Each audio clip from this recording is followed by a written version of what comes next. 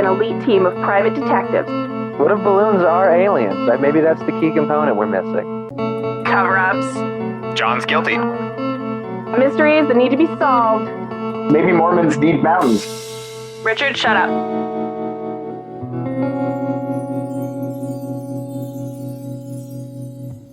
Hey guys, Richard here.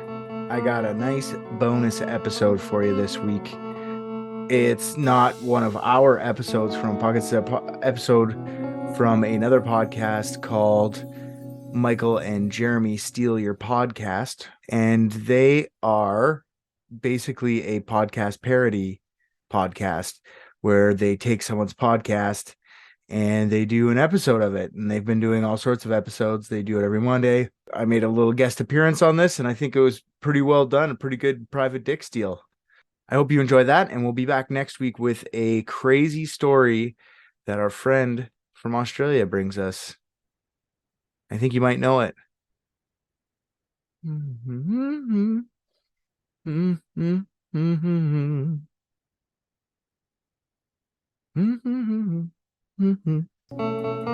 right, Jeremy. Yeah, so this is what we do now. Yeah, it's kind of it's a big switch. We just solve mysteries. I've always been a Humphrey Bogart fan. I know, he's so classy. I've already got I'm drinking beer.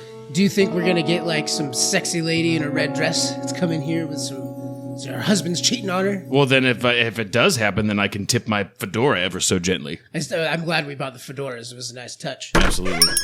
Hello, is this place open? Yeah, you know what? I think we are. What can we do for you? Hello, Mike, I thought we just helped hot chicks in red dresses. No. Go ahead, sir.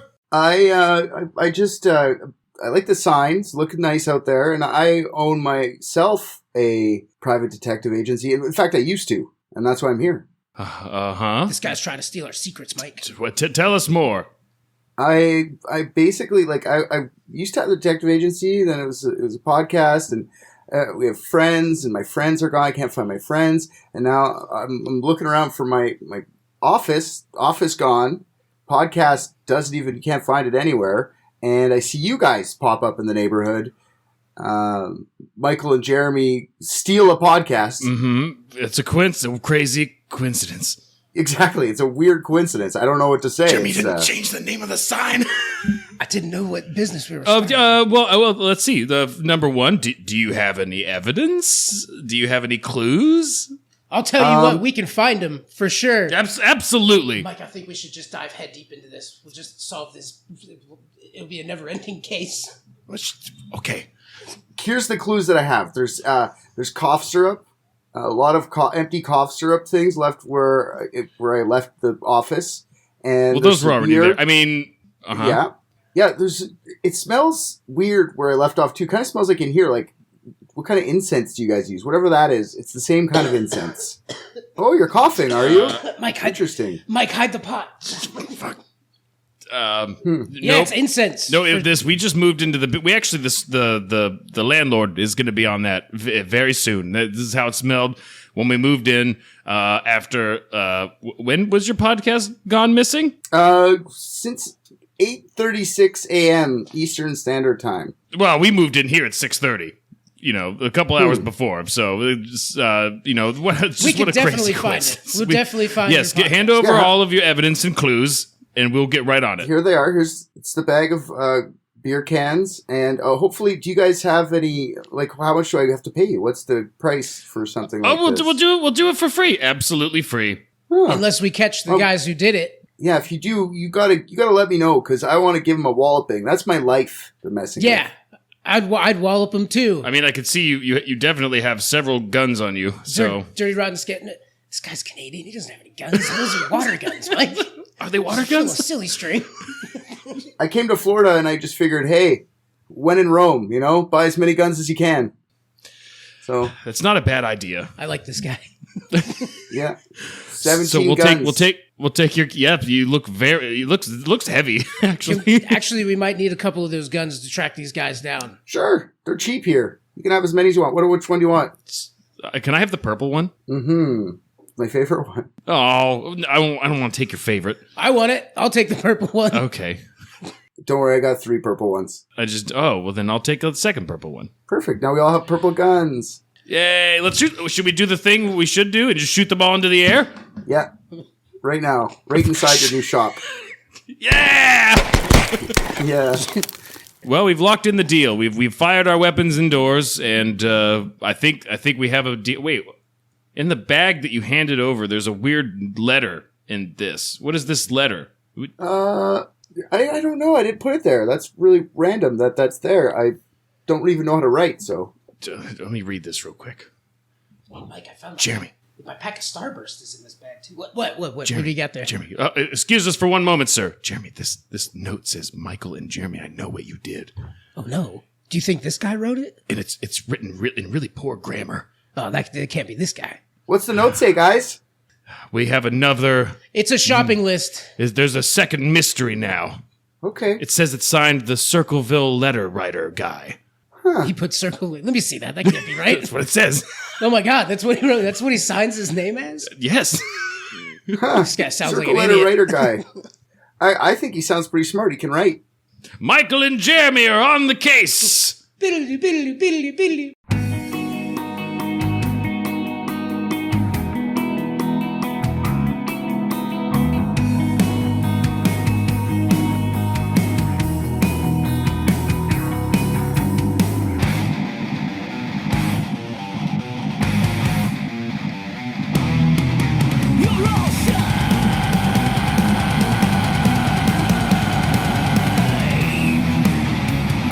Welcome to Michael and Jeremy Still Your Podcast, where we do your podcast better, faster, stronger, and hornier.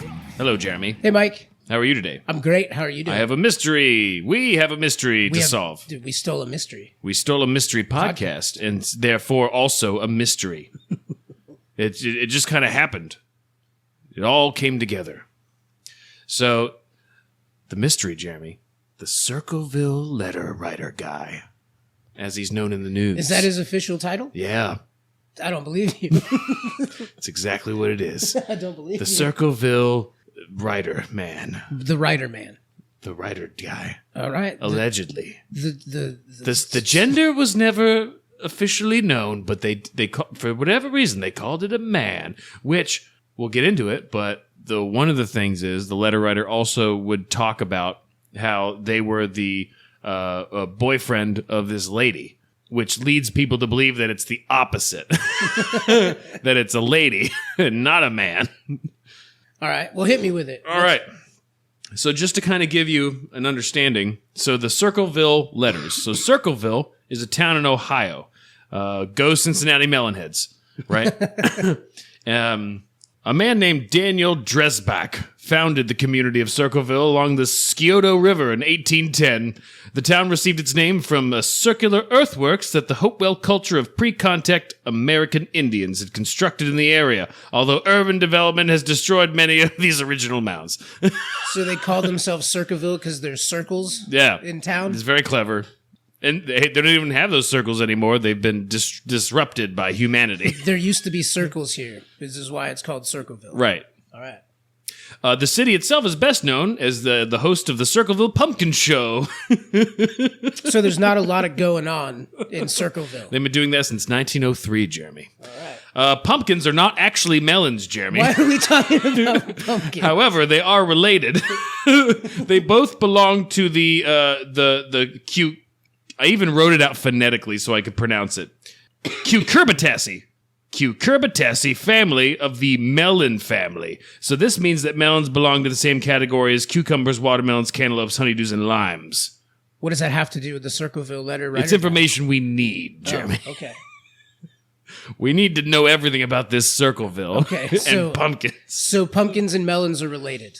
Yes, they are related. So go Cincinnati Melonheads. All right, anyway. So these letters started popping up, Jeremy, in like 1976, okay? Sick. And this continued on. This person, this individual was writing these letters to these townsfolk for like 20 years, okay?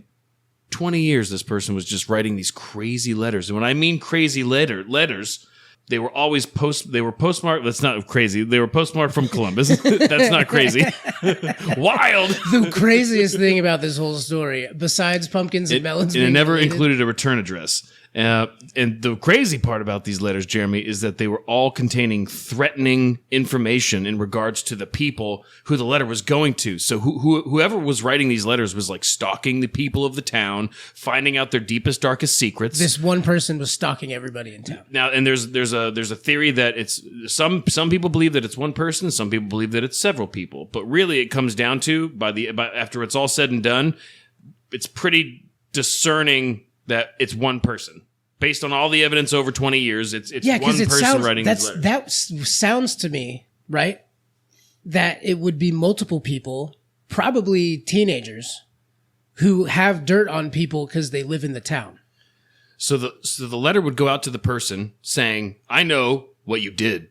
Right. And I'm going to tell everybody about it. And then he would. And the letters would go to the police. They would go to public officials in the town. What kind of stuff did these people do? Well, we'll eventually get to what I would consider to be the kind of main person who is mostly affected by these letters. Okay. And her name is Mary Gillespie. Wait, why do I know that name? I don't know. There's something in my brain that makes me think of Mean Girls for some reason. I don't know. That name sounds familiar to me. Maybe I've just heard that name being referenced, and people who were around in that time knew that story. Mm-hmm. And I've heard that name, like someone making a joke, like Mary Gillespie. Yeah. And then everyone laughs. That's the image I have in my head. I wonder. Tell me more. All right. So, yeah. So like you said, Mary Gillespie. She was a bus driver, like a school bus driver. And the writer, the Circleville letter writer man, would send her letters about an alleged affair she was having with the school superintendent, Gordon Massey. Okay? She was having an affair. That's what the letter said. She swears up and down that she was not having an affair with this guy. She swears by it, that she was not having an affair with him.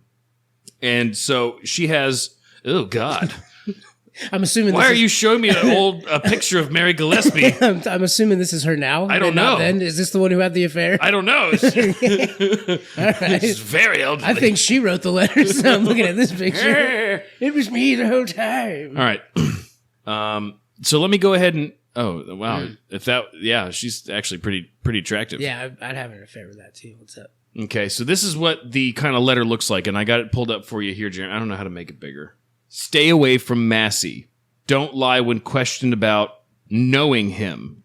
I know where you live. I've been observing your house and know that you have children. This is no joke. Please take it serious. Everyone concerned has been notified, and everything will be over soon. So these are the kind of letters and these weird block handwriting. So like it's not normal. This person's obviously hiding their handwriting style by writing in these big block letters. And so this is what she gets, right? Ron is her husband. He also started receiving letters about his wife being in an affair, and that the letters were telling him that he needed to murder her. What? Because of the terrible affair she's having. You need to murder your own wife. Take care of the bitch. So the letters were in the mailbox, and yeah. One had his name on it, and one had her name on it. I doubt they were received at the same exact time, but they both received letters to their home, addressed to them, and Do you know how psychotic I would be if I got a letter that was like, I've been observing your house, I know you have, this many dogs or whatever. Yeah. I'd be so fucking paranoid, dude. That's this with this town, because like I said, over the span of 20 years, there was about 1,000 of these letters that went out just to the people of this town. I'd be going outside. Nowhere else. Dude, I'd be going outside and giving my dog the kill order, and she'd be losing her mind and run around barking. I'd patrol my house with a shotgun. After a few years, would you just be like, hey, what's your letters say? I got mine yesterday. Hey, this guy really doesn't have a life, huh? So sometimes I just jerk off in the window. All this observing, he didn't know we were swingers. But okay, so some of the letters that he started to get to, like Ron started to get, eventually were threatening to the point where he said if he tries to do anything, he's going to end up dead. So now death is involved. So they're threatening him if he doesn't murder his wife. Yeah, threatening if he to kill doesn't him. if he doesn't do anything about it, or if he tries to, come after the letter writer man, then he's going to end up dead. So what happens, Jeremy? He gets a mysterious phone call one night, supposedly from the letter writer man, okay? The Circleville man writer. And he gets this phone call, and he's real mad about it. He's really upset. He's like, I know who this is. I'm going to go fucking kill them. And he grabbed his gun, got in his truck, and What's drove going away. on with everyone in Circleville? I'm killing him. I'm pretty sure it's this guy. Right. Instant death. Fucking Jerry. He wants me to murder her. I'm going to murder him. Fucking Gary. So he goes out into his truck with his gun, and guess what, Jeremy? Motherfucker ends up dead. His truck was found like crushed after he'd been driven off of the road and into like a tree. And he was found and pronounced dead. The gun that he had one shot fired out of it. Interesting. So was he shooting at the person? And was he run off the road? The police deemed everything as an accident. Now, he was never considered to be like a drinker, but his blood alcohol level was twice the legal limit when they did the autopsy. But he wasn't a drinker. But he wasn't a drinker, and if he was, he hit it very well. Well, it might explain why he grabbed his shotgun and decided I'm going to go kill Gary down the road. It was a revolver. Yeah, he grabbed a handgun. he grabbed his gun and was like, I'm going to go kill Gary. Yeah. He got shit-faced and was like, I'm going to go murder Gary. Well, I mean, wouldn't you want to have a couple drinks in your system if you think you're going to go out there and kill a man? Well, now he's paranoid. He thinks his wife's having an affair. Yeah. And we saw she was a lovely lady. Mm-hmm. And this guy's watching his house. He's paranoid as fuck. He probably wasn't known as a drinker, but he probably started drinking. I believe that. Yeah, so the police ruled the event as a drunk driving incident, and they continued on being bad at their jobs, is what I wrote down. We take notes in a very similar fashion. I love you. Me too. All right, so the letters kept on a coming. So even shouting at the local sheriff for covering up the death of Ron. So the letter writer was like, "You guys are fucking covering up Ron's death." Wait, so the Yes! letter writer wants it blown wide open too. Yes. So maybe it was. Maybe it is multiple people. Maybe the letter writer's the good guy. I don't know. I doubt it based on the rest of the story. It gets really bad, Jeremy. I read it last night. I went down to a deep rabbit hole. Well, I'm solving this as we go, all right? Yeah, absolutely. This is the plan. So not long after Ron's death, Mary came out with that she started having an affair with Gordon Massey, the superintendent, after the death of her husband. So she was already having an affair with him. See, that's what I think too. I think she was already boning the dude, but she was just like, no, I don't want to be doubted as some sort of person of low character. Person of low character. Harlot. So she didn't want to be like a whore. She didn't want to be coined a whore in this tiny little town. But everyone in the town knows that the note was accusing her of having this affair. The letter writer man's writing letters to everybody about talking shit about everybody. So he'll write letters to you about what you're doing, and then he'll write letters to other people telling them about what they think you're doing, or know that you're, quote unquote, know what you're doing. All right, so now this is where the police start to kind of get some leads. It took a very strange incident involving Mary Gillespie. At this point, we're in 1983. These letters started in 1976. There was a sign posted up in regards to Mary's daughter, Mary Gillespie. So her daughter, there was a sign posted along her bus route when she's trying to go pick up some kids. There's a sign on the side of the road talking about Mary's daughter, and it's some very vulgar and inappropriate stuff, like really bad like things. Like what? Quote it. It's not verbatim. They didn't include it. Oh man, I'm let's sure make something up. Well, what do you think it said? About a child? What time period? What year? Like 1976? 83. 83. All right. Give me 19. What are your what thoughts? a shitty kid you have. Dumb. Not good at learning. And what happens? She pulls over on the side of the road, right, to get the sign. She finds out that the sign is linked by a rope to a box. And I've read one story where she kind of figures it out there on the spot, and then I read another story where she actually takes it to the police immediately. But the thing is, when you carefully open the box, and they opened it in a way where it didn't set off the gun that was set to fire. Pull out and fire. So it was a straight up booby trap by this sign to kill Mary Gillespie. Wow. Yeah. So the gun The serial number had been filed off, at least attempted to be filed off. Forensics were able to do whatever it is that, they use their science, their science minds. They lick it. They licked it. Oh, it tastes like a 4. They do braille reading with their tongue. Bring in the Hansen. This is a job for Hansen. Hansen the hands. Touch it with your special hands, Hansen. He's a world-traveling forensic. He's blind. It's like Matt Murdock, just kind of just like, oh, that's a 4. That's a 4. It used to be a 7. Anyway, so they get the fucking number off the gun, and they know who it belongs to, right? Ron's brother-in-law. Who was also sleeping with Mary Gillespie. No.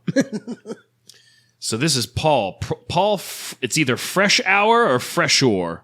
Freshhour. I like Fresh Hour. Fresh Hour. Yeah, like Rush Hour. Yep. Anyway.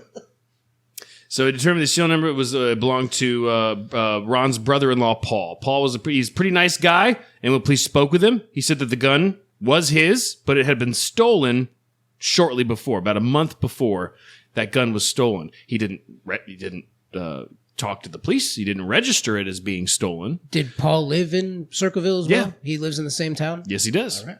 Yeah, they eventually send him to trial for attempted murder, right? And he's holding fast that he did not set this trap, but he did fail the lie detector test, the polygraph, when he was being asked about stuff involving the booby trap. He had failed it. Now, when it comes to polygraphs, I don't think they're 100%, but it's just an extra bit of evidence. It helps push the case towards what we're trying to find out here today. So he was, the day that the booby trap was found, he was not at work. He took that day off. He claims that he took the day off because he was doing some renovations to his house, which he was, but he claimed that he had taken that day off because there was some work being done. So that's his alibi, sort of. People still thought it was kind of wibbly-wobbly. There was no prints on the gun, so they couldn't pull any prints off of it to confirm that he had used his greasy man fingers on the gun. Now, Paul was a very intelligent person. He had a master's degree. He worked at Anheuser-Busch. He was a manager. People who have been studying these letters show that whomever is writing these letters just has a lower intelligence than some people, or they're portraying a lower intelligence. It's very difficult to tell, but the letters are not written. They're crude. Yeah, they're crudely written. Absolutely. My exact note was they seem to have been written by a person who was bad at writing. Regardless, this motherfucker was convicted of the attempted murder. Not of writing the letters, but just for the booby trap. Just for the booby trap. He was convicted. They gave him the max sentence of 7 to 25 years. He served 10. His brother was being cheated on, and then he died in a crash, and then she started fucking the guy out loud that she was accused of. So I'd say that's kind of motive. Now, everyone was expecting, because he was convicted of the attempted murder of Mary, that the letters were going to stop. But they didn't, Jeremy. The letters kept going. And the sheriff still said, well, he's somehow he's smuggling me out of prison. And then the warden's like, no, that's impossible. We have him in solitary. He doesn't have paper. He doesn't have pencils. He doesn't have access of getting anything out of there. He's like, impossible, 100% impossible that he could be writing these letters. He also started receiving the letters in prison from the Circleville letter writer man. Wow. Yeah. So he started receiving letters. Let me read that one, Jeremy. This is wild. Isn't it crazy? Yeah, it's pretty wild. All right, so this one says, Fresh Hour. Now, when are you going to believe you aren't getting out of there? I told you 2 years ago. When we set them up, they stay set up. Don't you listen at all? No one wants you out. No one. The joke is on you. Ha. Ha. Tell no one of this. Letter. I saw the paper. Great news. Great. Great news. Great. I wouldn't say that. The sheriff loved it. Ha ha. Do you believe it now? Do you? Folks. Sad. Was it sad?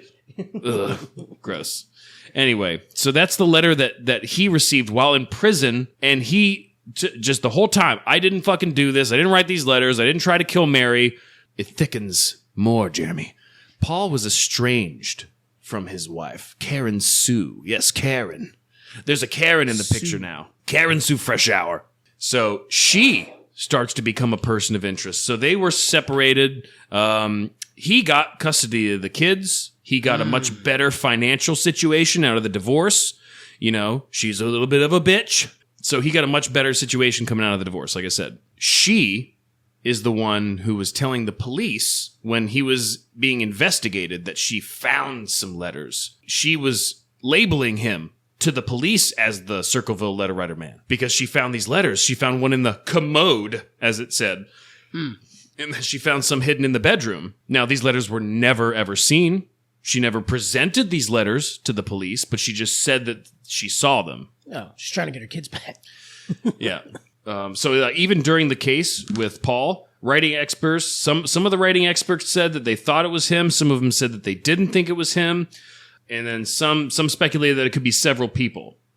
Now, new evidence suggests that it was a single writer. Up until recently, there was somebody, this is fairly within the last like several years, there was another writing expert that took a look at it and saying like the 6s look like G's, and that actually could possibly link it to Paul because he did some similar stuff with his G's. But that's the closest it's ever come to trying to put him to the murders or to the letters.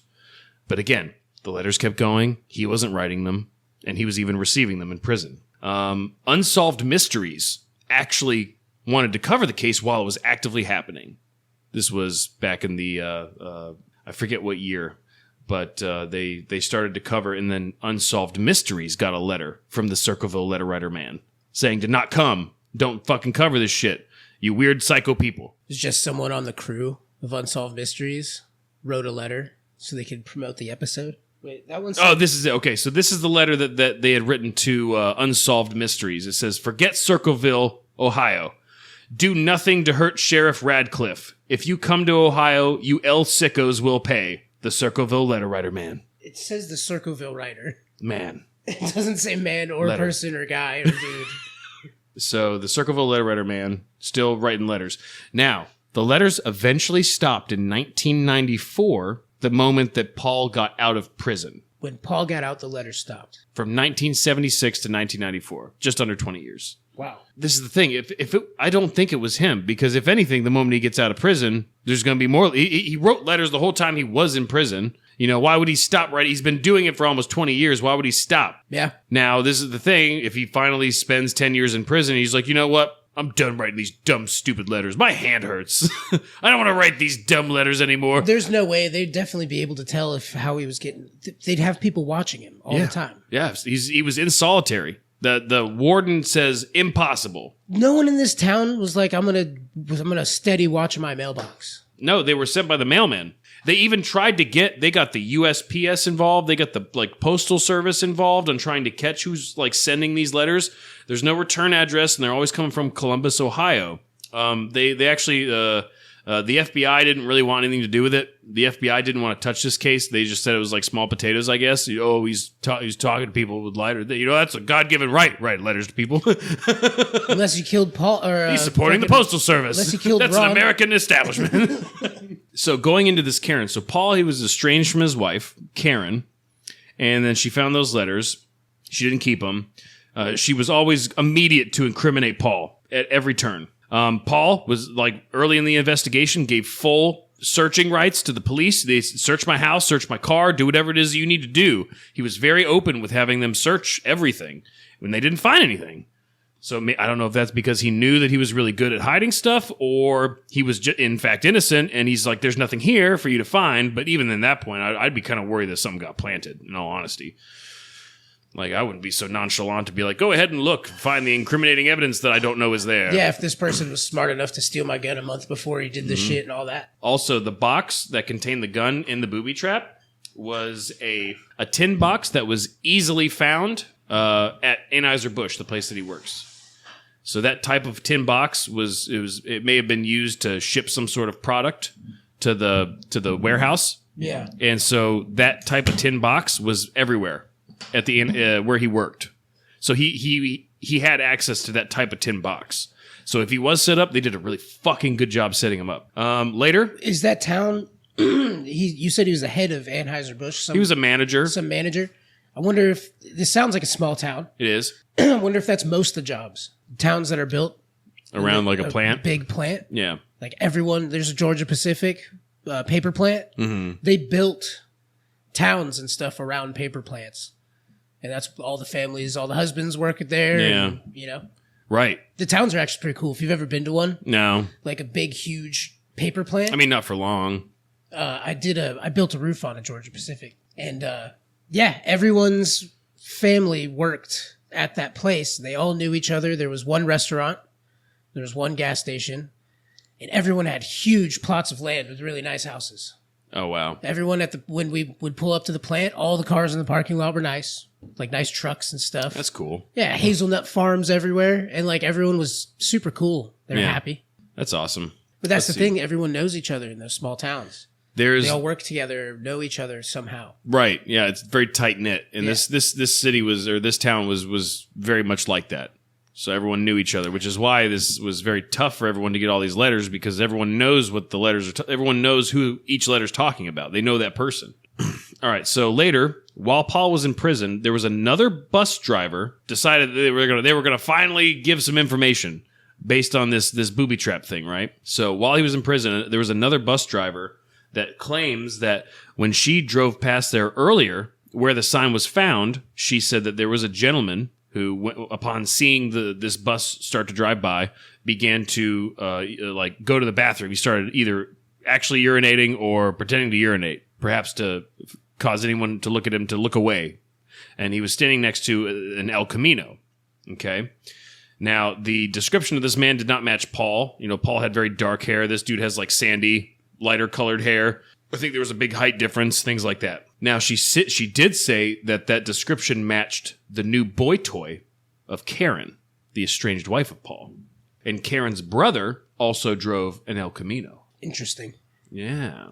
What's this guy's name? The boy toy? Yeah. I just call him boy toy. Yeah, dude, that's pretty interesting because it sounds like they had money, right? These families, this family. I actually don't know if they were well off or not. You said he had a better financial situation. This other guy's a manager. He was a manager at Anheuser-Busch. Anheuser-Busch makes a lot of money. Well, I think fucking boy toy, if these guys have any type of money, Karen's trying to find a way to get her kids and all that money and house and all that stuff back. Yeah. Fucking start driving. But that's a lot of fucking commitment to do it for 20 years. I mean, if you got what you... Unless... And remember, these letters started like years before Ron... Mary and Ron. And then the attempted murder was about 5 years after the letters even started.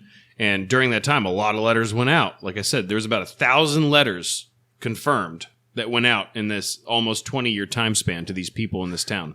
Why did Karen lose her divorce? I don't know why they got divorced. And why'd she lose the kids and everything? Oh, probably because she was a bitch. Well, I mean, people say that, but usually there's a reason, especially in that time, for the guy to get the kids and all that. It's got to be a pretty good gig, right? Compared to what she's getting custody as a man. Usually, of the kids. Usually they'd have to be like a drug addict or just completely proven to be inept. Not mentally, not mentally stable, something like that.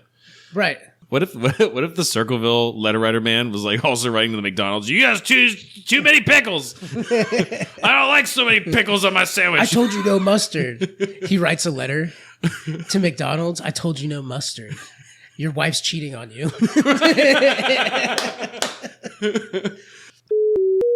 Hello. It is I, Future Michael, here to tell you about Dungeon Studios, our sponsor. Huzzah! Do you want to go have fun with your friends or strangers, but don't want to go to an orgy? Well, you could go to dungeonstudios.co and download some D&D modules. You can learn how to play D&D and run a campaign for those people. They don't know how to play? That's fine. You learn how to do it and get those bitches in with you. And then they can come up with these great characters and you can take them on these wonderful adventures that are already pre-written and ready to rumble. Ready to go. You don't even need to think about it. On their website's the Eneron Chronicles. It's a webzine.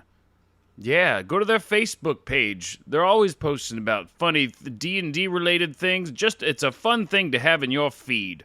The algorithm. Technology, D&D, get some math rocks, go throw them at the sky until they land on numbers that will allow you and your character to do amazing things. The song Sheep, which we use as our theme song, brought to you by the band Lydia Can't Breathe. Check them out. They're great. Goodbye. Another writing expert from the FBI. This is like a retired person. This isn't the actual FBI being assigned the case. This is somebody that used to work at the FBI and then was able to take a look at these letters and kind of make like a new, bright eye assessment of it all. And they said that they believed that it was most likely a female due to the number of grammatical errors. Their words, not mine. Well, that kind of fits someone that might be not the best mom, right? Yeah. Maybe she's a total kook. Now, my understanding also is the kids, Paul and Karen's kids, I think they either got to choose or something like that, but the son liked the mom more, okay? And his name was Mark. So Mark, the son, Paul supposedly had told a friend that he believed, and this was like not to the police, this was like to a friend, and then eventually the friend was like, Paul said this thing one time. And That's what makes me think it is one person. yeah. Now I'm thinking it is one person for 20 years for multiple people to keep it a secret. And people say that the handwriting's consistent enough. There's nothing in the handwriting for these letters that deviates enough for anyone to think that it's two different types of hands. Someone fucking spills the beans, dude. Like, it's definitely not Hanson, Yeah. He's not writing the letters. No. He's solving crimes with his beautiful magic hands. Fingers, tongue. Well, Let me get a little taste of that. so Paul spoke with a friend, and the friend said that Paul had said that he believed that it was Mark, their son, that stole his gun, right? Oh. And then gave it to his mother to frame him. So we finally find out based on Paul, what his theory is with what he knows. And he thinks that his son, his young son, stole the gun and then gave it to Karen to set up the booby trap and then frame Paul. He was just not someone who was ever going to incriminate his own son. Maybe not. That even more interesting is if none of them are the letter writer at all, right? Right. They just are in this. And that very well could be true, Jeremy. They're just using that to murder the person right. and set up. Yeah, they're like, let's send this guy to prison. So what if the letter writer got what he wanted, and that was to produce chaos? Like, when you have these kind of letters and you're sending them to all these people and they say all these crazy fucking things, people start eating each other alive, What if that was the goal? I mean, we say it's chaos. Maybe he thought he was doing a duty. Like, everyone should stop hiding and living these private lives. Like, you're all monsters. Yeah. And I'm going to tell everyone. Come out into the light, you monster. Yeah, I know you didn't return your shopping cart. Oh, now you say you're fucking the dude that I said you were already fucking. I see how it is. In 2002, Mark, the son, he was found dead. 22? In 2002. Oh, 2002. Mark was discovered. He was found dead floating in the Scioto River. He had a bullet wound in his head. Karen later said that he was suffering from depression real bad. So is this the guilt of framing his dad and putting him in prison and not being able to live with it? That's what people seem to, that's he grew the up and conclusion. realized his mom was shit. Yeah, and then unfortunately, he took his own life. And then when Paul, after 10 years of being in prison, when he finally gets out, the letters are no more, Paul goes straight to the FBI to try and get like a full-blown investigation going because he's done his time for the thing he didn't commit, in his own words. He didn't do this alleged thing, but he served his fucking time. He lost 10 years of his life, and he wanted to go to the FBI to have them really dig and find out who was writing these letters. At this point, the booby trap thing, fucking over. It's over and done with. He was convicted of it, blah, blah, blah. But he wants to find out who's been writing these fucking letters, right? And he goes to the FBI, and so the FBI told him, "Fuck you, that's small potatoes." And then so that same person from the FBI who retired from the FBI, so they have FBI brains in their heads. They are looking over these letters, and that's when they kind of say they believe that the letters was a woman, mostly because in one of the letters it would said that they were the boyfriend of this lady, which made them think that it was a woman trying to make it so that way leads people to believe that they're not a woman. So a couple of different people for a couple different reasons think that a lady is writing these. And you know what? Maybe it was Mary Gillespie, dude. My first thought. Ladies love to gossip. Maybe it was the chick. She wanted her husband out of the picture. They love that hot goss. So is there what's the most recent, they haven't pointed to anything? What I Googled while we were sitting here. It was like 2022, new information. We are by far not the first podcast to cover this story, Jeremy. There's some very big ones that have covered this story. Actually, being able to talk to some of these people and really kind of break into it. So, in the end, people really think that the booby trap was thought to have been a setup, something that Paul and his super brains would most likely not have done to incriminate himself.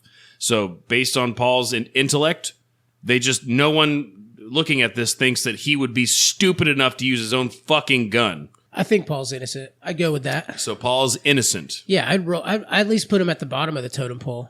Mark that's interesting. He sounded kind of like a lady. He might have had lady's handwriting, You think the son Yeah. may have been setting up his own dad?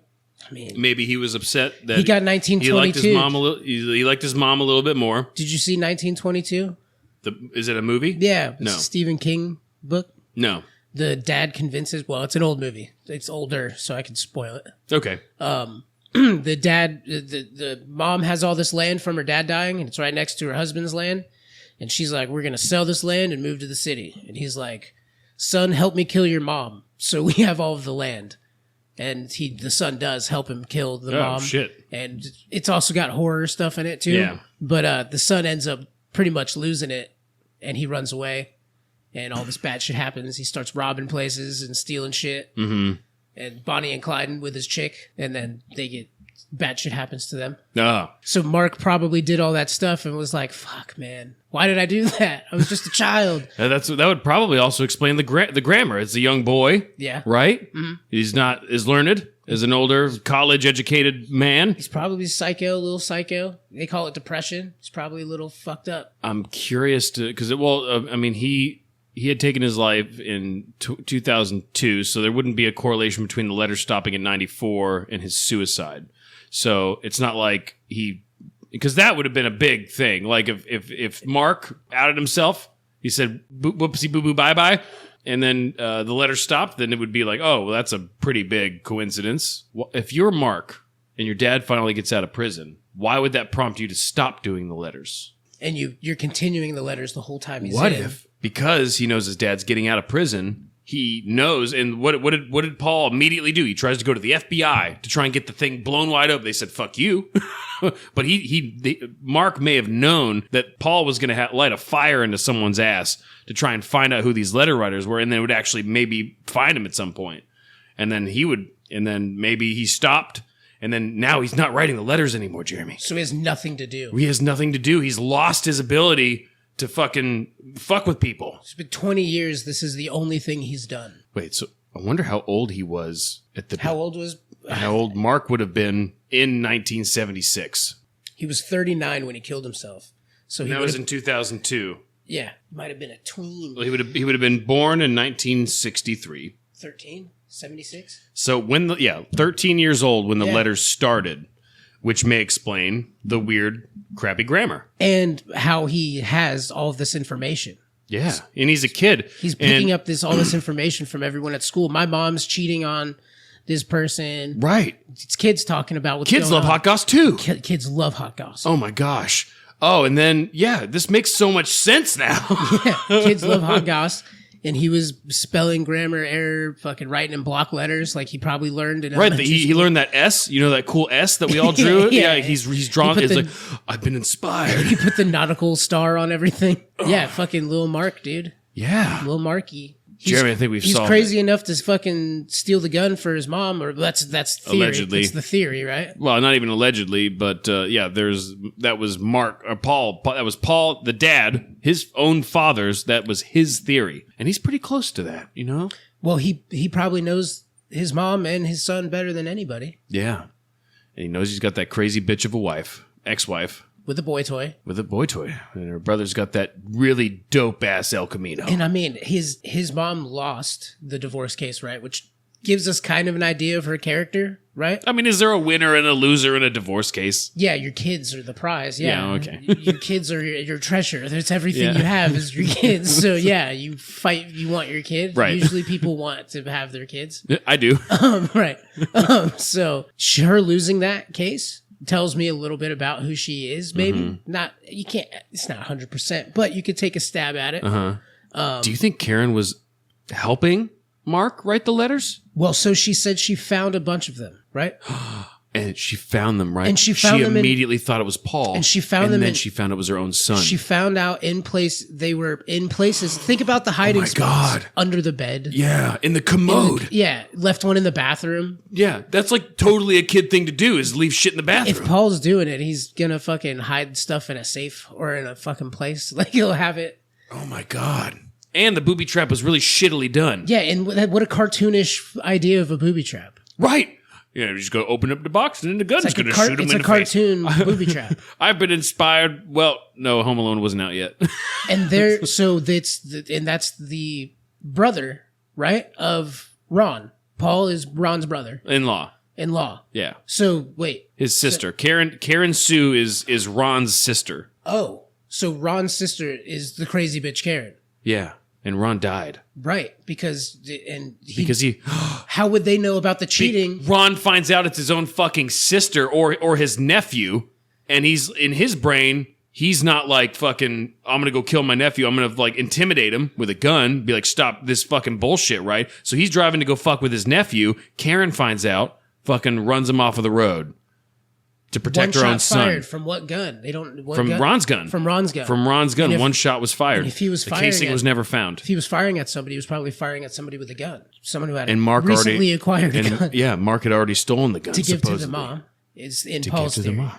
Well, no, because the booby trap was found in 1983, and Ron had died. I actually don't remember what year Ron's death was, but it was enough time for Mary and the superintendent to start the affair. Well, it wasn't an affair at that point because Ron was dead. Right. Well, it was already going on, and how would the killer know? Not the killer, but the letter writer know about that?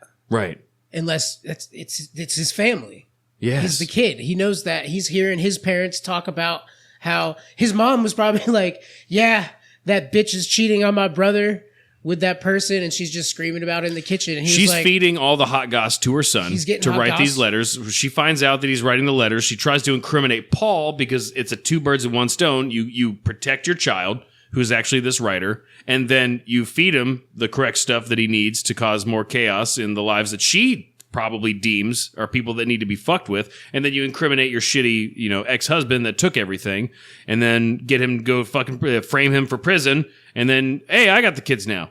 I think sense to me, Jeremy. I don't even think that we joke solved it. I think we actually solved the case. That's what makes sense to me. It had to have been a kid, right? And then he just kept doing that. Jeremy, for the writer to be one person and to be that obsessed with it, especially when they stopped, that was their whole life. Yeah, it was their purpose. So he probably killed himself because he was depressed. He was depressed because he wasn't writing the letters anymore because he didn't want to go to jail for it. But at that point, that outlet that he was, that was his little hobby. Well, we did it. We solved it, Jeremy. No need to look into the case any further, guys. Richard, we solved it. It was the kid. He is the Circleville letter writer boy who writes like a girl. Apparently. So says experts. Their words, not ours. He was like, shitty grammar must be a lady. Yeah. I thought that was so just funny. Just a young boy. It's just a young boy. I mean, in the 1970s, into the 80s, you got young kids. They're writing magazines. Letters were like a fun way for kids to interact with things. And then you got a fucked up little kid who's wanting to do that except to the people around him and say weird, crazy things. And, oh, dude, this just popped in my head. So why would he be sending all of everyone's, like I thought before, sending it to air out your shit? Mm-hmm. Everyone hides behind these lies, and I'm going to air all your shit out. Think about the crazy situation his parents getting divorced. And him probably knowing about the other couple cheating and all that stuff. That's going to fuck with his head. He's like, my parents would have got divorced if they just told the truth. Mm. If they just aired their shit out. Yeah. So he's just like, I'm going to air everybody's shit out. No more lies. Broken home can fuck up a lot of kids. Fuck yeah. Yeah. Fuck yeah, it can. Well, we have to find a way to build this back up. It feels sad now. All he was doing was sending letters, and then people were reacting. Yeah. People were reacting and doing dumb shit. Well, we are MajizzyPod, MJSYPOD, on all the things. Facebook, Twitter, Instagram, MajizzyPod.com. You can email the show at UHJYEAH at MajizzyPod.com. And if you have a podcast that you want us to steal, you can always use the hashtag I put the money under the rock by 9595 the numbers. Jeremy loves it. So long. It's long and no beautiful. one's gonna do it. I'm not changing it. I know you. I'm never gonna change it. If you have a podcast and you want us to steal it, hit us up. You got our email. I fucking gave you all a phone number a few episodes back. Think it. Whether it's your podcast, your friend's podcast, or your favorite podcast. We're still working towards Joey Rogues, Jeremy. That's the end game. I think it'd be cool. We're gonna steal Joe Rogan's I'm just gonna podcast. buy a Cameo and have him say you can steal my podcast. We should Cameo. He's not on Cameo. Wait, Jeremy, who do you think is on Cameo? There's a lot. Do you think we could spend podcast money on cameos to have them talk about our show? Be like, we stole their podcast. Hello, I'm Tom Hanks. Michael and Jeremy have stolen my epic podcast. Please don't. Philadelphia is a biopic. Regis Philbin. Michael and Jeremy, no, don't steal my podcast. Is he alive? No. Did he die? Yes. Oh, who took over the show? He died at the same time the lid of... Circleville. It was Regis Philbin. It was Regis Philbin the whole time. Damn it, Kelly. I bet she knew, too. I'm gonna fuck with these people. Fuck you, Mary. Cheating on your husband. All right, so we have been joined today by Richard, who has a podcast which we have stolen, which is Private Dicks. Yes, it is. So tell us about it. Tell us about the adventure through podcasting you've had with this show. Very nice to be on the show, by the way. I very much appreciate you guys stealing this. I love the idea for the show, and I have utmost respect for you guys going around stealing shit. So good job. Thanks, man. We've gotten pretty good at it. Yeah. I can see that. I heard that, I didn't even have a clue it was you guys were stealing the podcast till the end, till just now. I'm in a couple of podcasts. One of them's Private Dicks, which you guys stole. We do what you guys just did, but just all the time. We just solve every crime or mystery that's ever existed ever easily. It takes about an hour and a half. People have been working on these for decades, and I don't know why people can't figure this stuff out. It's not that hard. It just takes time to get to them, Yeah, you guys just bust them out. And I mean, guys, I'm pretty sure you've got medals from the city. You've got investigators that are retiring early because they're so fed up with you guys solving all of their old cases. Yeah, no, we make them look foolish, and it's kind of sad, in a way, because I don't like to take food out of children's mouths. But if your dad's not going to do the proper work, if your mom doesn't know how to solve a crime, you shouldn't be fucking working there. Go somewhere else. That's exactly my point as well, that I've been making for years. If you can't do your job, don't do your job. Exactly. I think that's what most people do, especially if you're a cop. From what I've been noticing by solving all these crimes, is that you just go to work and collect a paycheck, So, I don't know how to conduct surgery. I'm never going to go into a hospital and try to conduct surgery on somebody. I'd give it a whirl. Oh, you would? I mean, it depends on the situation. Just try it once. Brain surgery can't be that hard. It's like sitting in on a college class. Yeah. Just scoot over. Let me get in there. That's just basically the theme of the show. We just do an improv thing at the beginning. Then I go through the case. We highly scripted, highly edited case, and then we just do an outro where we solve it in our own fun way. Usually ends up with where Dingo did it, or something ridiculous like that. Yeah. Well, so where dingoes are really the cause of a lot of these problems. Yeah, for sure. Lycanthropy's running rampant. Wow. I had no idea. Yeah. This is the jackrabbit. The jackalope. So, yeah, jackalope. The jackalope. Yeah, it's me and two other Richards. That's why it's called Private Dicks, and we just met on the internet through podcasting, and we have a good time doing it. We're about 50 episodes in by the time this comes out. I'm guessing. I think we're 48. I have to edit this by Monday. It's going out Monday, so it'll be 48. That's it. Okay, that's fine. Yeah, so I'm like I said, I'm super pumped to be here. I guest on all sorts of podcasts, and this is one of the funnest ideas that I've been on. So I'm happy to. I have another podcast too that I'm not going to spoil. We'll do that one another time, which will be fun. I would love to. I'd love to get a twofer. Yeah. We'll get the girls. If I could steal multiple podcasts off one person, that's the dream, Jeremy. That's the heist. That's the fucking bank heist, dude. Yeah, no, that's the other one's with me and a bunch of girls, and they're very funny and from all over the world. So it's an interesting one, and they're more likely to come on with me, not just me. They're more likely to come with all of us. Nice. An orgy. I like it. Yes. Yes. Really getting sexual fast.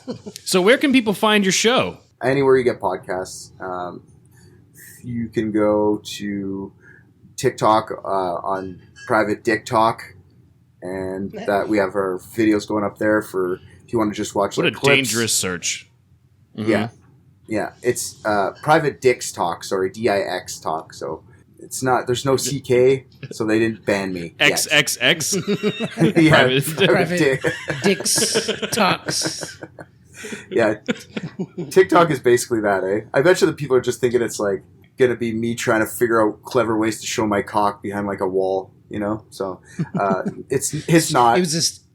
It's a silhouette in the back of the room on the wall the whole time. I've been seeing those. Have you seen like the women? What they'll do is they'll get these like see-through dresses, and then they'll have a light behind them, and then when they pan back and forth, you'll see like their giant vagina lips just dangling below their body. Yeah, no, that's what I'm saying. I do stand up too. I'm a comic, and I've been talking about a lot how there's no middle ground for porn anymore. And then I got on TikTok, and I'm like, oh, okay, it's the Cinemax now. TikTok's just Cinemax. Like, that's what it is for the kids. Channel 88 for us. Where do you do stand-up at? Just Ontario. Like, not much around. Where I live in the middle of nowhere. I live, like... The wilderness. He says that, but I've done outdoor wilderness shows often. I live in the middle of nowhere. I live, like, North Ontario, like 8 hours north of Ontario, in a little place called Timmins. So the big city is 4 hours away, and when I say big city, I mean it's like less than 100,000, and then like Toronto's like the actual big city, that's like 8-9 hours away. So we have homeless camps with more people in them. for sure, 100%. So as a Canadian, Tim Hortons, yay or nay? Yay, for sure. You're pro Tim Hortons? I love me some Tim Hortons. I went one time, and I didn't get the what are they called? The donut holes. I didn't get the donuts. Donut balls. I got a Timbits. Yeah, the Timbits. I didn't get those. I got a sandwich. I was like, this sucks. And then when I was telling my brothers about it, they're like, yeah, because you're supposed to get the Timbits. You idiot. You got a fucking tuna salad sandwich? I got a. Why the fuck would you get that from Tim Hortons? It's like a ham sandwich. It was all mayonnaise. I was like, what Jeremy, the they don't fuck even is sell this? that. They're just polite Canadians, and they went and fucking got you one from the gas station. Fucking American. We sell When I went donuts. to college in Toronto, and there's a dude from New York that came to the same college, and he went to I brought him to the first time at Tim Hortons. He's like, this place is the best place. You can get donut holes, you can get sandwiches, you can get anything you want. I'm like, I don't know, man. It's good for like a coffee, but chill out on this is the best place ever. So I'm glad you experienced the sandwich. Yeah. Or hot cocoa? Yeah, I tried the sandwich. Yeah. I was like, it's too late. I don't want to eat a bunch of donuts. You get this sandwich. It was all mayonnaise. It's disgusting. Fucking Tim Hortons. Well, we really appreciate you coming on the show, Richard, and we're really excited to have you, and we're just joyous. And it's been great. Our favorite part about this is collaborating with people. We love working with people, making things. Yeah, we'll get you guys on Private Dicks for sure, and then you can bring back our podcast on that episode. Like, you'd be like, here, Perfect. I brought it back. And I'll be like, thanks. And then you can solve something with it. We typically do, you guys will sit in with the whole case and help us solve it kind of thing if you want. It's like 2-hour experience. It's a little longer, but I'll get you on for sure, and we'll cross-promo. It'll be awesome. We'll see what we can do, bud. That sounds good. Yeah, just come by the office. Leave us a note. We'll solve something for you if you need it. We'll just scribble our names on a piece of paper and shove it in that hat. Yeah. Oh, no. Not the solving hat. We're going to shove it in the solving hat. God damn it. Except the slip of paper is going to be a different color than all the rest of them. It's purple. It's got glitter on it. It poofs confetti at you when you open it. That's fantastic. All right, man. Well, it was nice talking to you. Yeah. Yeah, it was nice talking to you too. Good to meet you. Well, we'll see each other soon, I'm sure. All right, Jeremy, I love you. I love you too, buddy. All right. Bye, guys. Fucking bitch. That'd be funny if the sign said Mary Gillespie's daughter's a fucking bitch. Sorry, there's a fly. My ADHD is like honed in on it, and I want to fucking murder it so bad. You want us to bring in one of the studio cats? No, because the cat can't jump that. Well, I mean, cats can jump that high, but I don't want it to land on any of my stuff. We have studio animals. All right, so Sounds good. once Jeremy's done coughing. Can I cough too? Yes. Yeah, absolutely.